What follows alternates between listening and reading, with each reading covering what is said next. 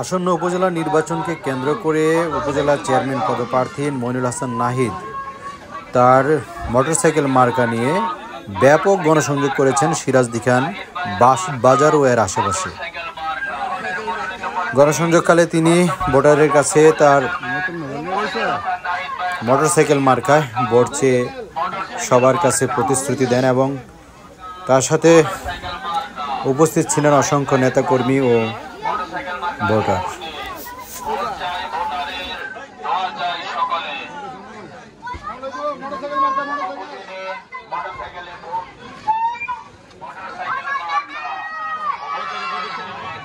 জয়যুক্ত করুন জনগণের মার্কা মোটরসাইকেল মার্কা, নাহিদ ভাইয়ের মার্কা মোটরসাইকেল মার্কা, চেয়ারম্যানের মার্কা মোটরসাইকেল মার্কা। উন্নয়নের শপথ নিন, মোটরসাইকেলে ভোট